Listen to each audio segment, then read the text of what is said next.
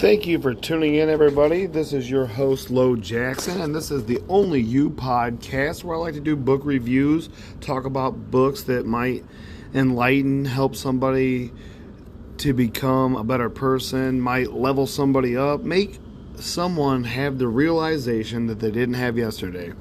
This podcast was made to help get over grief, to help get over sadness, to help understand where grief, sadness, and sorrow and misunderstandings and misinterpretations, where all these different types of things come from, how the neuroplasticity is changed in your brain by the person smiling at you behind the counter at the gas station, or how your prodigiums get changed by someone else teaching you something that you did not know. And I'm here to hopefully change your prodigium. Like I talked about in my last podcast, the 7 habits of highly effective people. But today, I'm going to be doing a podcast called The Magic of Thinking Big by David J. Schwartz. This book was published in 1959. David Joseph Schwartz Jr. was born March 23rd, 1927, and he passed away on December 6th, 1987. He was an American motivational writer and coach, best known for authoring The Magic of Thinking Big in 1959. He was a professor of marketing, chairman of the department, and chair of consumer finance at Georgia State University. He was alma mater at Ohio State University. He received his BS degree at the University of Nebraska in 1948, and his MA and then his PhD in 1953 from Ohio State. He was a professor at Georgia State University in Atlanta and was considered a leading American authority on motivation. He became well known through his motivational publications and self-help books, especially The Magic of Thinking Big, published in 1959. Later, he began his own work as a self-help coach and life strategist, and founded his own consultancy firm focusing on leadership development called Creative Educational Service. Georgia State University awards a scholarship in his honor each year. And The Magic of Thinking Big, it was first published, I said, back in 1959. It's a self-help book. This book was one of Simon & Schuster's all-time paperback bestsellers and has sold over 6 million copies. It instructs people to set their goals high and think positively to achieve them. The author gives a step-by-step guide on how to achieve what one wants by changing their thought patterns and thought habits. And when you change your thought patterns, that changes your prodigium, changes the neuroplasticity, changes your habits. It takes 21 days, like Dr. Caroline Leaf talks about in her book, cleaning up your mental mess. It takes 21 days, and then it takes 66 days for that habit to stick, or a bad habit to form and stick. He explains that visualization adds value. Everything, and thinking big means training oneself to see not just what is, but what can be. He explains transmitting good news, win-win, and we feel better, and so do the people we are talking to. Lou Holmes mentions that this book helped him create his lifelong goals list. He also describes 3 failure diseases: executitis, detailitis, and procrastination. Making better decisions and avoiding negative thoughts is the main topic of the book. And thank you guys for tuning in. This is your boy Lo Jackson, and this is the Only You podcast. And today we're doing The Magic of Thinking Big by David J. Schwartz, which this book was published in 1959. Chapter 1 goes like this: Believe you can succeed, and you will.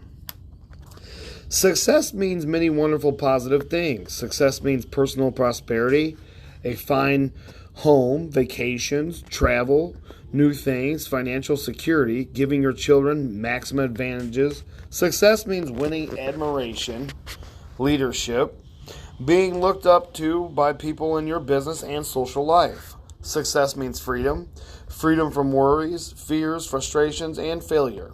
Success means self-respect, continually finding more real happiness and satisfaction from life, being able to do more from those who depend on you. Success means winning. Success means achievement is the goal of life. Every human being wants success. Everybody wants the best this life can deliver. Nobody enjoys crawling, living in mediocrity. No one likes feeling second class and feeling forced to go that way. Some of the most practical success building wisdom is found in the biblical quotation stating that faith can move mountains. Really believe you can move a mountain, and you can. Not many people believe that they can move mountains. So as a result, not many people do. On some occasion, you've probably heard someone say something like, "It's nonsense to think you can make a mountain move away just by saying, 'Mountain, move away.' It's simply impossible." People who think this way have belief confused with wishful thinking. True enough, you can't wish away a mountain. You can't wish yourself into an executive suite, nor can you wish yourself into a 5-bedroom, 3-bath house or high-income brackets. You can't wish yourself into a position of leadership. But you can move a mountain with belief. You can win success by believing you can succeed. There is nothing magical or mystical about the power of belief. Belief works this way. Belief, the positive "I can" attitude, generates the power, skill, and energy needed to do. When you believe I can do it, the how to do it develops. Every day, all over the nation, young people start working in new jobs. Each of them wishes that someday he could enjoy the success that goes with reaching the top. But the majority of these young people simply don't have the belief that it takes to reach the top of the rungs. And they don't reach the top. Believing it's impossible to climb high, they do not discover the steps that lead to great heights.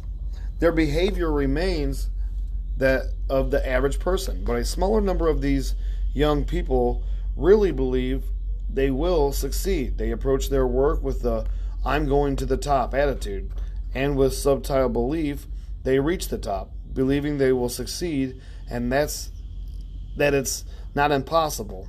These folks study and observe the behavior of senior executives. They learn how successful people approach problems and make decisions. They observe the attitudes of successful people.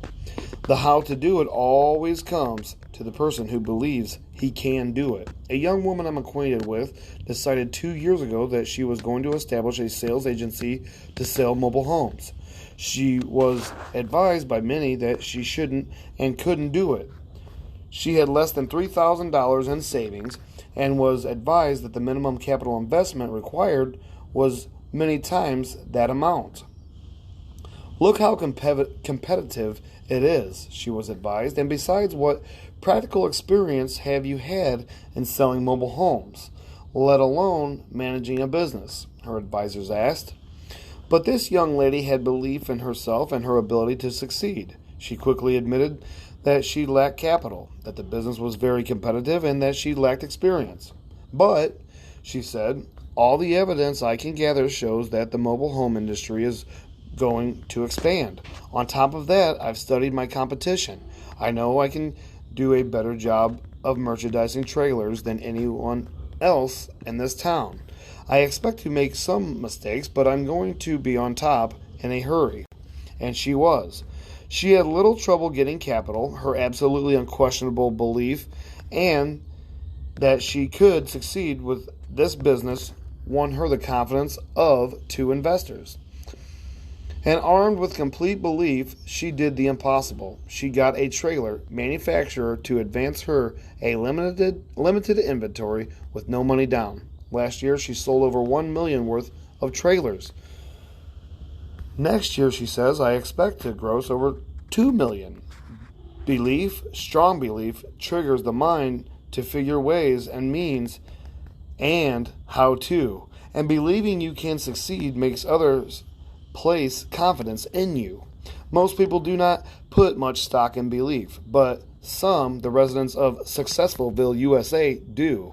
Just a few weeks ago, a friend who is an official with a state highway department in the Midwest state related a mountain moving experience to me. Last month, my friend began our department sent notices to a number of engineering companies that we were authorized to retain some firm to design 8 bridges as part of our highway building program. The bridges were to be built at a cost of $5 million apiece. The engineering firm selected what would get a 4% commission of $200,000 for its design work. I talked with 21 engineering firms about this. The 4 largest decided right away to submit proposals. The other 17 companies were small, having only 3 to 7 engineers each. The size of the project scared off 16 of these 17. They went over the project, shook their heads, and said, in effect, it's too big for us. I thought we could handle it, but it's no use even trying. But one of these small firms, a company with only 3 engineers, studied the plans and said, we can do it. We'll submit a proposal. They did, and they got the job. Those who believe they can move mountains do. Those who believe they can't, cannot. Belief triggers the power to do. Actually, in these modern times, belief is doing much bigger things than moving mountains. The most essential element, in fact, the essential element in our space explorations today is belief that space can be mastered. Without firm, unwavering belief that man can travel in space, our scientists would not have the courage, interest, and enthusiasm to proceed. Belief that cancer can be cured will ultimately produce cures for cancer. Currently, there is some talk of building a tunnel under the English Channel to connect England with the continent. Whether this tunnel is ever built depends on whether responsible people believe it can be built. And we all know that it actually did. And if you don't know how the English Channel was built, the engineers on that project actually built 2 earth movers that were the biggest drill bits they had ever seen of their time. And go on the internet and look it up on YouTube. They're amazing looking. And they were within inches of meeting each other. So those 2 drill bits, one started on one side of the English Channel and drilled down. And I mean, the drill bit was the size of a house. It was humongous. They're both humongous earth-moving drill bits. It's amazing. Get on there and check it out. I encourage it. The most essential element, in fact, the essential element in our space explorations today is belief that space can be mastered. Without firm, unwavering belief that man can travel in space, our scientists would not have the courage, interest, and enthusiasm to proceed. Belief in great results is the driving force, the power behind all great books, plays, scientific discoveries. Belief in success is behind every successful business, church, and political organization. Belief in success is the one basic, absolutely essential ingredient of successful people. Really believe, you can succeed, and you will. Over the years, I've talked with many people who have failed in business ventures and in various careers. I've heard a lot of reasons and excuses for failure. Something especially significant unfolds as conversations with failures develop. In a casual sort of way, the failure drops a remark like, to tell the truth, I didn't think it would work, or I had my misgivings before I even started out, or actually, I wasn't too surprised that it didn't work. The, okay, I'll give it a try, but I don't think it'll work attitude produces failures. Remember that, guys.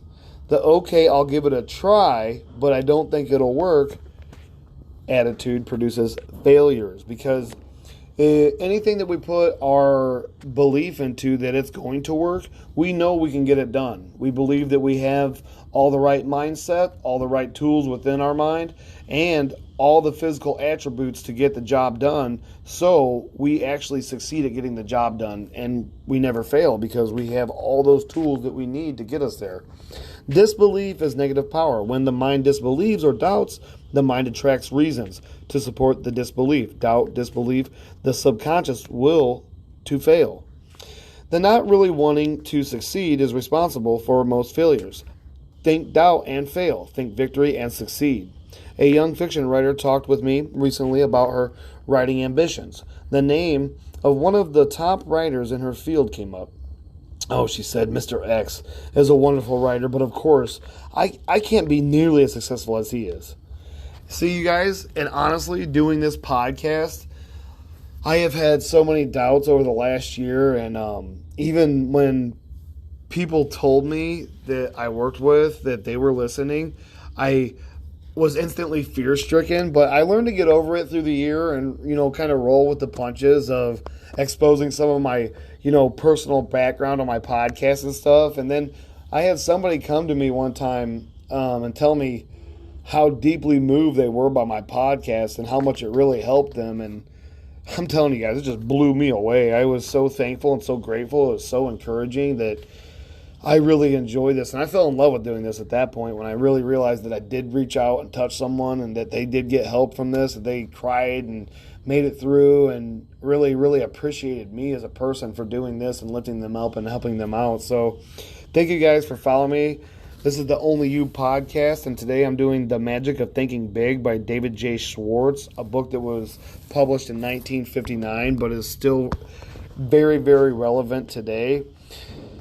Her attitude disappointed me very much because I know the writer mentioned he is not super intelligent, nor super perspective, nor super anything else except super confident. He believes he is among the best, and he acts and performs the best. It is well to respect the leader.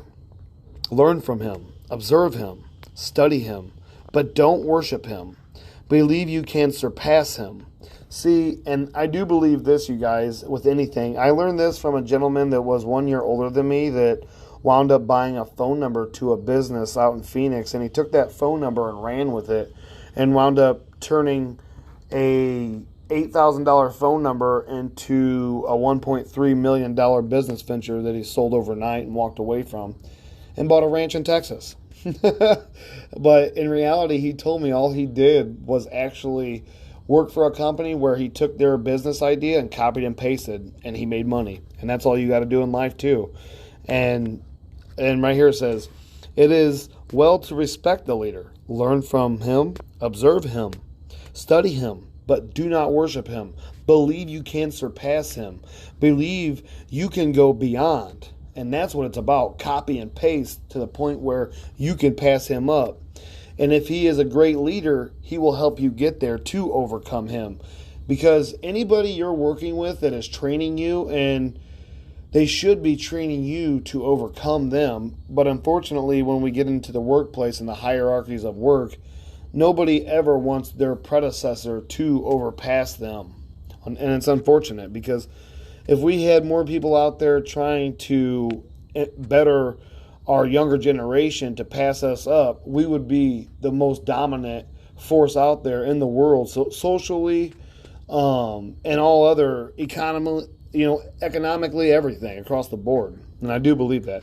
Believe you can go beyond. Those who harbor the second best attitude are inevitably second best doers.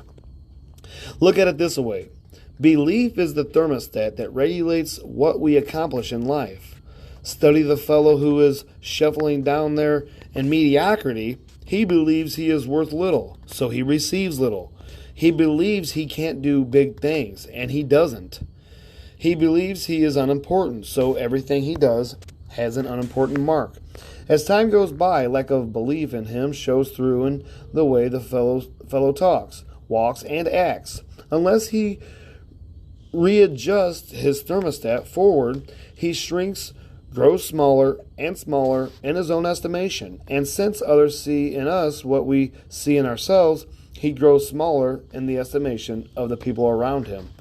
And I want to say this too, that I feel since I've moved back to rural Midwest Illinois from the city, I can actually feel people trying to push me in this direction of feeling less than or smaller.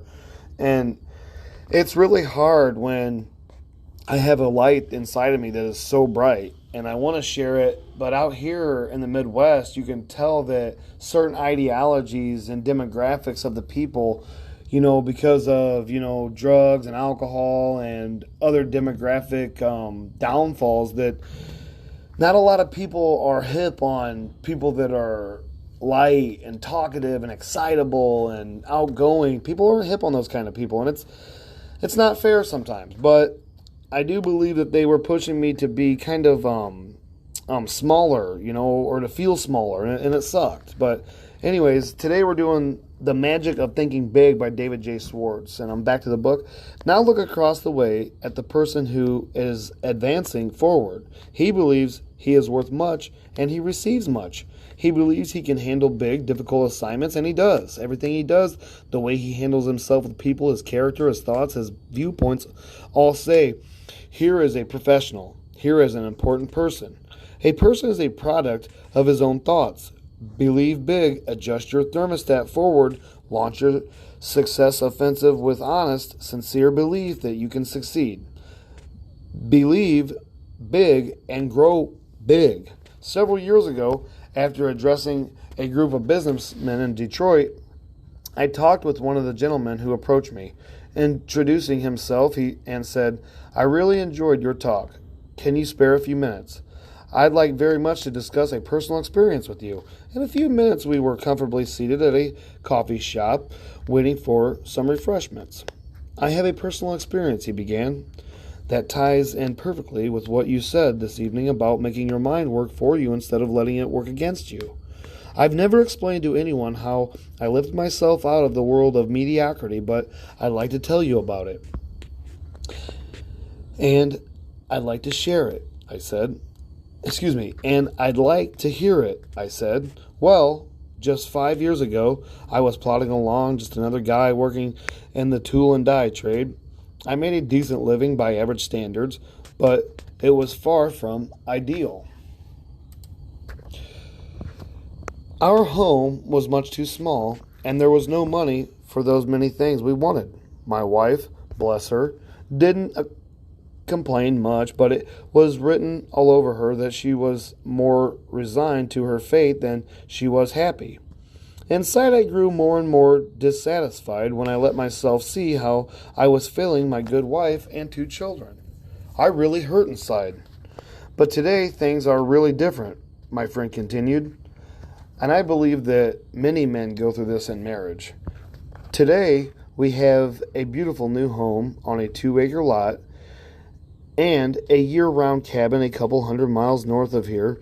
There's no more worry about whether we can send the kids to a good college, or my wife will no longer feel guilty every time she spends money for some new clothes. Next summer, the whole family is flying to Europe to spend a month's holiday. We're really living. How did this all happen? I asked. It all happened, he continued, when, to use the phrase you used tonight, I harnessed the power of belief. Listen to that, you guys. He said, I harnessed the power of belief. Have any of you out there ever harnessed the power of belief, honestly? Have you ever believed in something so much that it came true?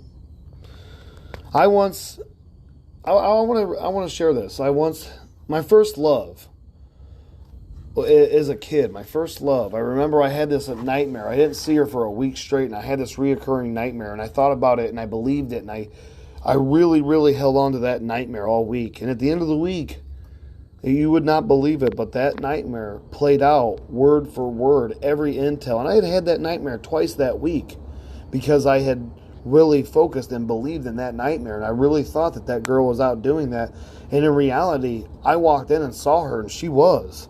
And it was no joke. So we all harness the power of belief, and we can make things happen, because once we believe, it changes the frequencies and vibrations to put ourselves in motion of the frequencies of vibrations to allow that in which we want to be able to enter into our lives.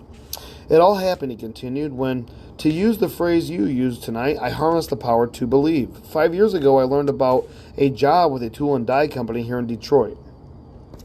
We were living in Cleveland at the time. I decided to look into it, hoping I could make a little more money. I got here early on Sunday evening, but the interview was not until Monday. After dinner, I sat down in my hotel room. For some reason, I got really disgusted with myself.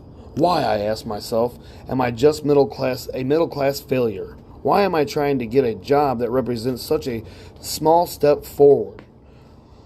I don't know to this day what prompted me to do it, but I took a sheet of hotel stationery and wrote down the names of 5 people I've known well for several years who had far surpassed me in earning power and job responsibility. 2 were former neighbors who had moved away to fine subdivisions. 2 others were fellows I had worked for, and the 3rd was a brother-in-law. Next again, I don't know what made me do this. I asked myself, what do my 5 friends have that I don't have, besides better jobs? I compared myself with them on intelligence, but I honestly couldn't see that they excelled in the brains department. Nor could I truthfully say they had me beat on education, integrity, or personal habits. Finally, I got down to another successful one.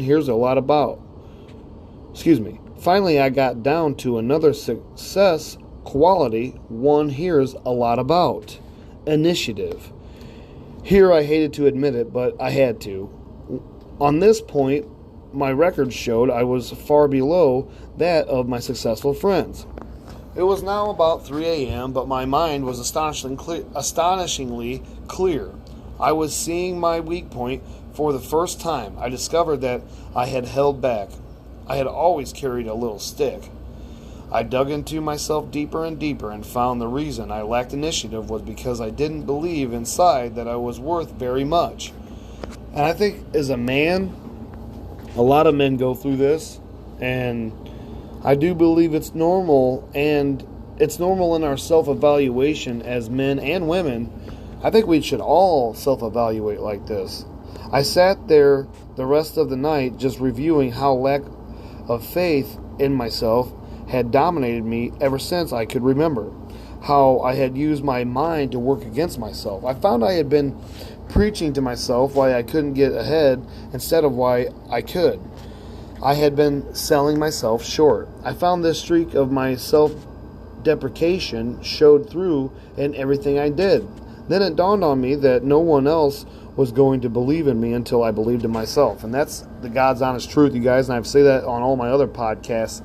No one's ever going to believe you as much as you believe yourself, because what you say comes out of your mouth, out of your mind, enters back into your hearing apparatuses, which are your ears, and it leaves you with no one's ever going to believe you as much as you believe yourself, because there is no sweeter voice in the whole wide world than your voice is to yourself.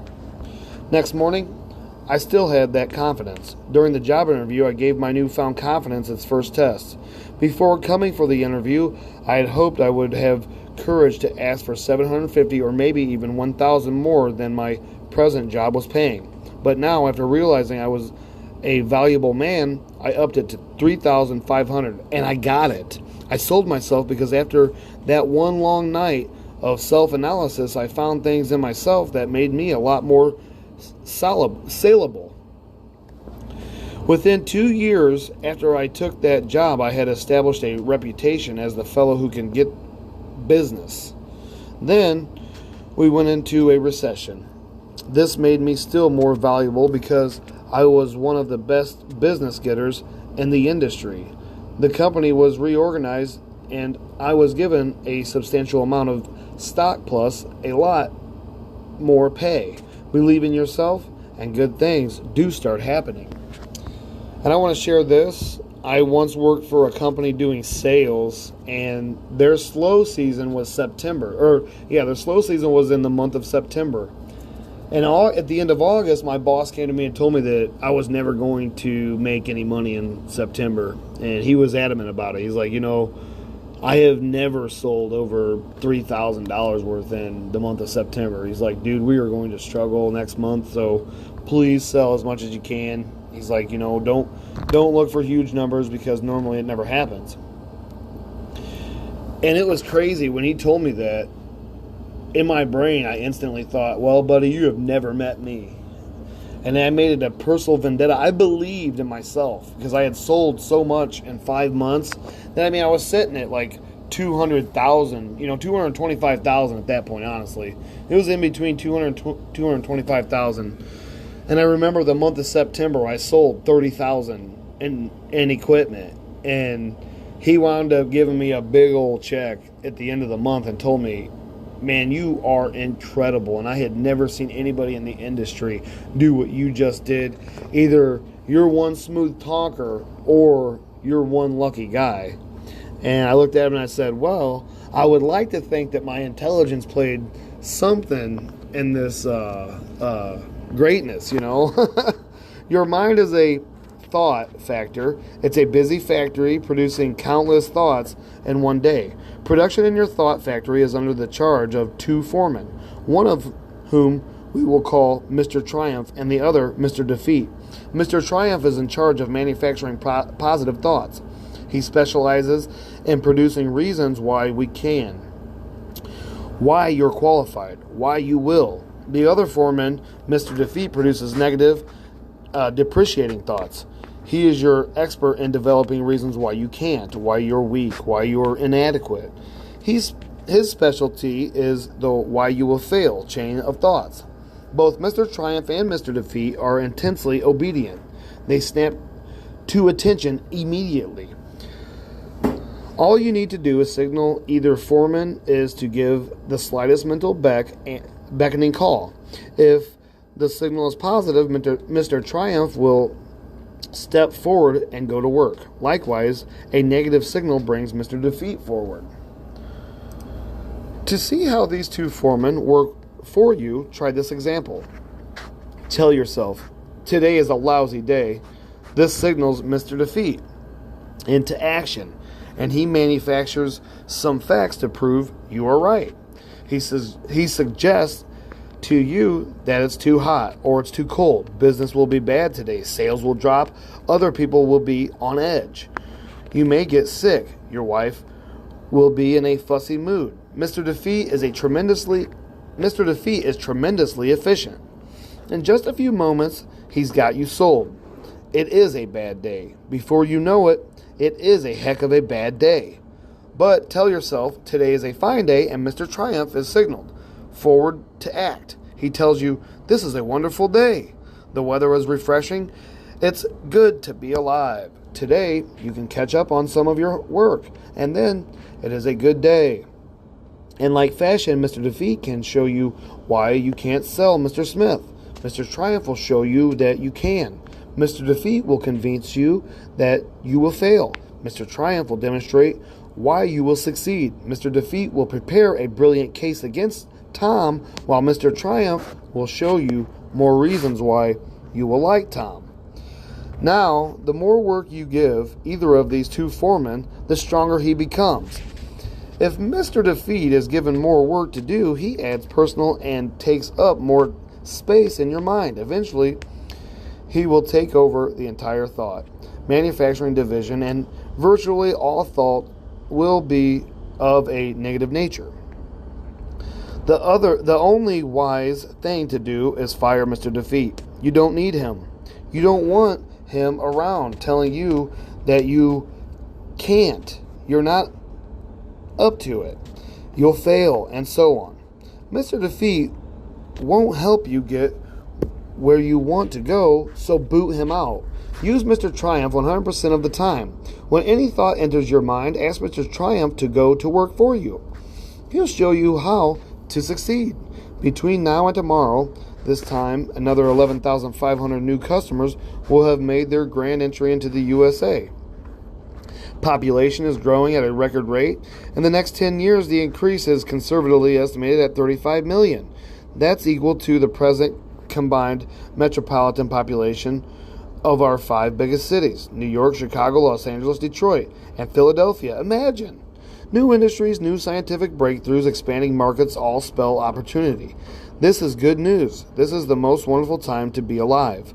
All signs point to a record demand for top-level people in every field, people who have superior ability to influence others, to direct their work, to serve them in a leadership capacity. And the people who will fill these leadership positions are all adults or near adults right now. One of them is you. The guarantee of a boom is not, of course, a guarantee of personal success. But I do want to share this. In the midst of opportunity, chaos arises. And that is a saying by T.D. Jakes.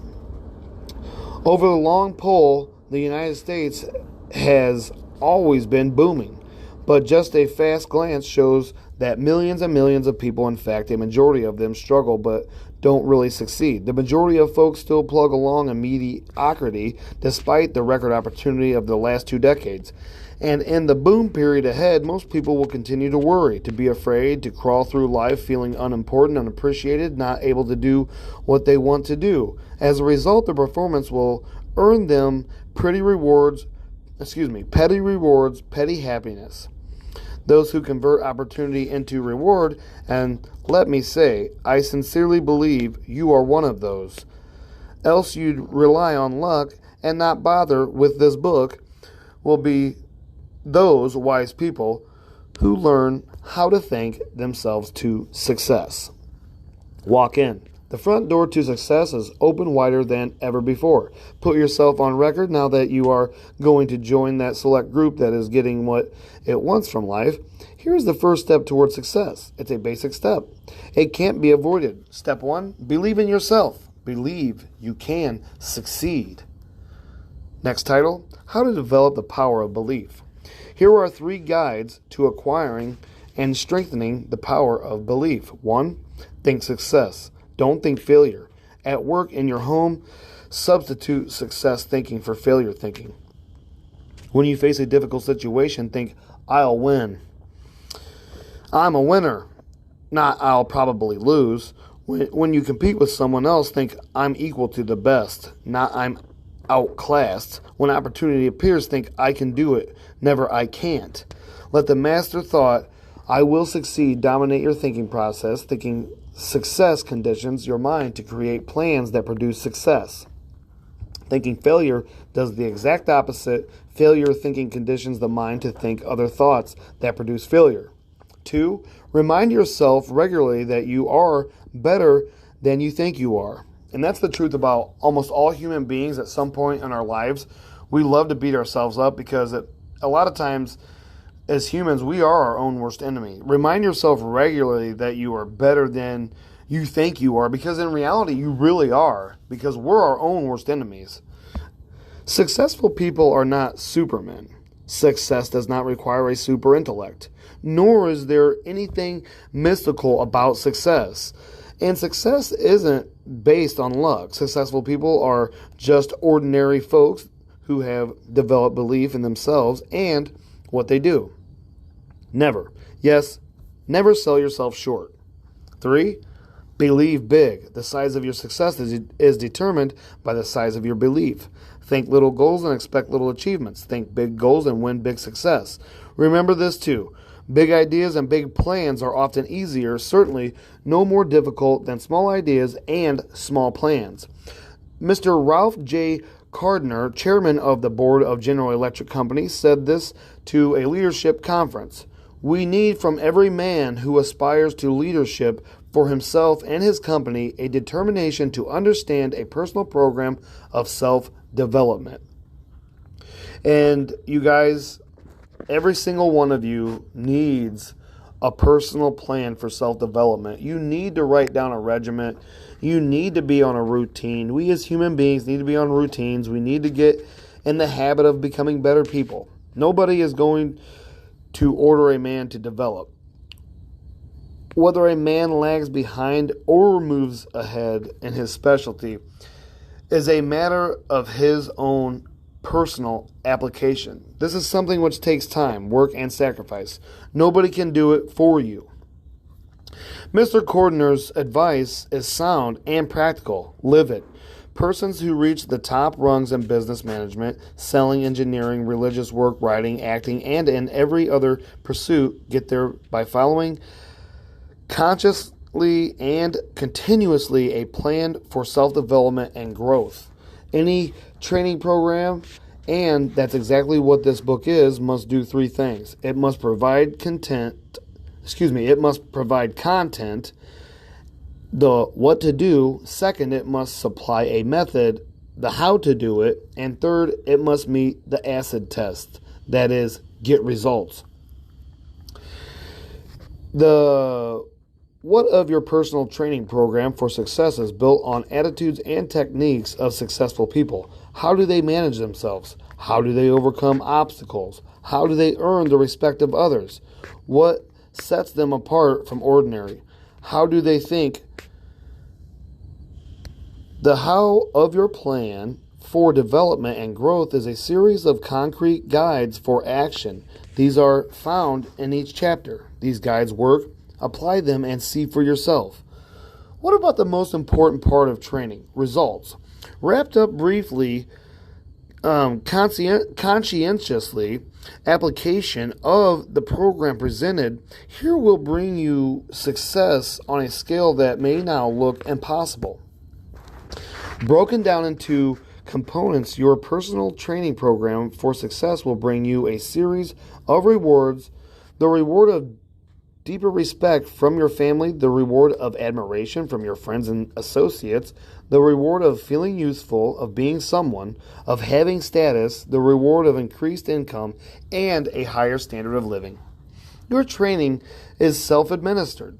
And that goes along with any training, and that goes in college too. A lot of kids nowadays think that they're going to go to college, and then all of a sudden, they're not going to have to teach themselves or read books. There's going to be a person in front of the class like there was in elementary school, all the way up to 12th grade, holding your hand, guiding you through school. That's not the case in college at all. It's all you teaching yourself. That's why, college is great and grand for that piece of paper, but in reality, there are some people that dropped out of school in 8th grade amongst us and have Elon Musk abilities in their brains. And I'm not kidding you. They're out there, and they're walking amongst us. Your training is self-administered. There will be no one standing over your shoulder telling you what to do and how to do it. This book will be your guide, but only you can understand yourself. Only you can command yourself to apply this training. You already have a fully equipped laboratory in which you can work and study. Your laboratory is all around you. Your laboratory consists of human beings. This laboratory supplies you with every possible example of human action. And there is no limit to what you can learn once you see yourself as a scientist in your own lab. What's more, there is nothing to buy. There is no rent to pay. There are no fees of any kind. You can use the laboratory as much as you like for free. As director of your own laboratory, you will want to do what every scientist does, observe and experiment. Isn't it surprising to you that most people understand so little about why people act as they do, even though they are surrounded by people all their lives? Most people are not trained observers. One important purpose of this book is to help you train yourself to observe, to develop deep insight into human action. You'll want to ask yourself questions like, why is John so successful and Tom just getting by? Why do some people have many friends and other people have very few friends? Why will people gladly accept what one person tells them but ignore another person who tells them the same thing? Once trained, you will learn valuable lessons just through the very simple process of observing.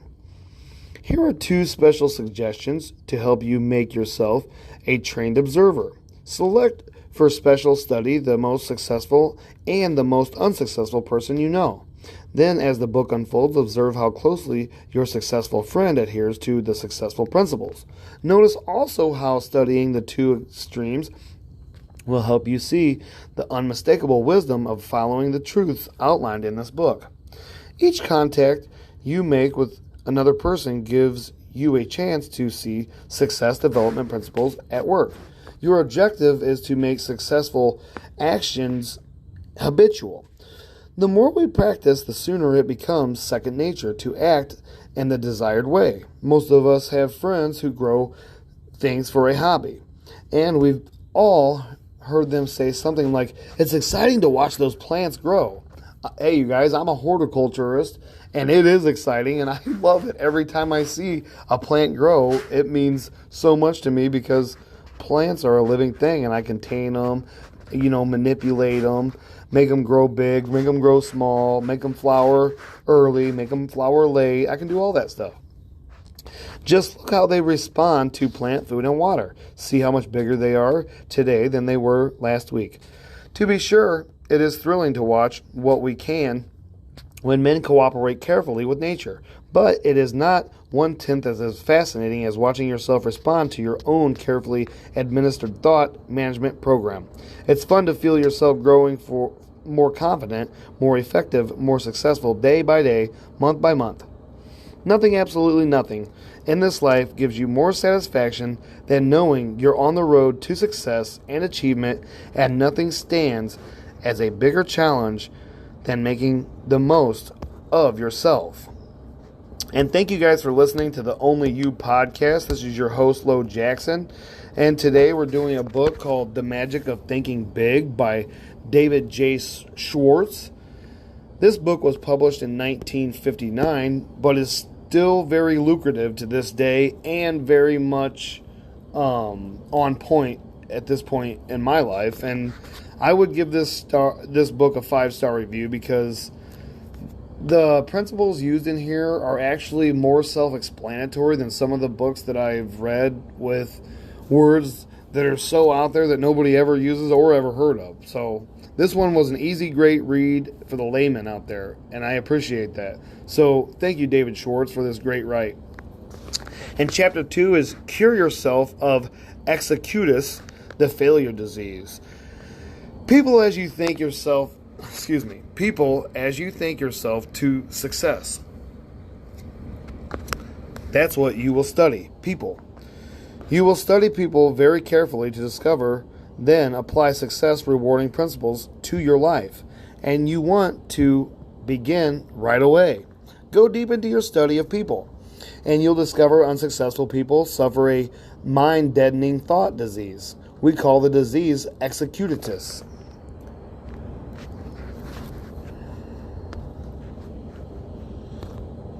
Every failure has this disease in its advanced form, and most average persons have at least a mild case of it.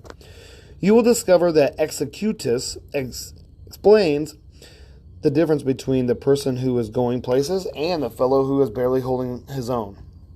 You will find that the more successful the individual, the less inclined he is to make excuses. But the fellow who has gone nowhere and has no plans for getting anywhere always has a book full of reasons to explain why. Persons with mediocre accomplishments are quick to explain why they haven't, why they don't, why they can't, and why they aren't. Study the lives of successful people and you'll discover this. All the excuses made by the mediocre fellow could be but aren't made by the successful person. I have never met nor heard of a highly successful business executive, military officer, salesman, professional person, or leader in any field who could not have found one or more major excuses to hide behind. Roosevelt could have hidden behind his lifeless legs. Truman could have used no college education. Kennedy could have said, "I'm too young to be president." Johnson and Eisenhower could have ducked behind heart attacks. Like any disease, executus gets worse if it isn't treated properly. A victim of this thought disease goes through this mental process. I'm not doing as well as I should. What can I use as an alibi that will help me save face? Let's see. Poor health. Lack of education, too old, too young, bad luck, personal misfortune, wife, the way my family brought me up. Once the victim of this failure disease has selected a good excuse, he sticks with it. Then he relies on the excuse to explain himself and others why he is not going forward. And each time the victim makes the excuse becomes embedded deeper within his subconscious. Thoughts, positive or negative, grow stronger when fertilized with constant repetition. At first, the victim of executus knows his alibi is more or less a lie, but the more frequently he repeats it, the more convinced he becomes that it is completely true. That the alibi is the reason for his not being the success he should be. Procedure 1. Then, in your individual program of thinking yourself to success, must be to vaccinate yourself against executus, the disease of failures. The four most common forms of executus. Excusitis, excusitis appears in a wide range of forms, but the worst types of this disease are healthy excusitis, intelligence excusitis, age excusitis, and luck excusitis. Now, let's see how we can protect ourselves from these four common ailments. 1. But my health isn't good. Health excusitis ranges all the way from the chronic I don't feel good to the more specific I've got such and such wrong with me. Bad health is a thousand different forms is used as an excuse for failing to do what a person wants to do, failing to accept greater responsibilities, failing to make more money, failing to achieve success. Millions and millions of people suffer from health excusitis. But is it in most cases a legitimate excuse? Think for a moment of all the highly successful people you know who could, but who don't, use health as an excuse. My physician and surgeon friends tell me the perfect specimen of adult life is non-existent. There is something physically wrong with everybody. Many surrender in whole or in part to health excusitis, but success-thinking people do not. Two experiences happened to me in one afternoon that illustrate the correct and incorrect attitudes towards health. I had just finished a talk in Cleveland. Afterwards, one fellow about 30 asked me to speak to me privately for a few minutes. He complimented me on the meeting, but then said, "I'm afraid your ideas can't do me much good. You see," he continued, "I've got a bad heart, and I've got to hold myself in check." He went on to explain that he had seen 4 doctors, but they couldn't find his trouble. He asked me what I would suggest he do. "Well," I said, "I know nothing about the heart, but as one layman to another, here are 3 things I do. First, I'd visit the finest heart specialist I could find and accept his diagnosis as final. You've already checked with 4 doctors, and none of them has found any particular thing wrong with your heart. Let the 5th doctor be your final check. It may very well be you've got a perfectly sound heart, but if you keep on worrying about it, eventually you may have a very serious heart ailment. Looking for an illness often actually produces an illness." The second thing I'd recommend is that you read Dr. Schindler's great book, How to Live 365 Days a Year. Dr. Schindler shows in this book that 3 out of 4 hospital beds are occupied by people who have EII, emotionally induced illness. Imagine 3 out of 4 people who are sick right now would be well if they had learned how to handle their emotions. Dr. Schindler's book and develop your program for emotions management.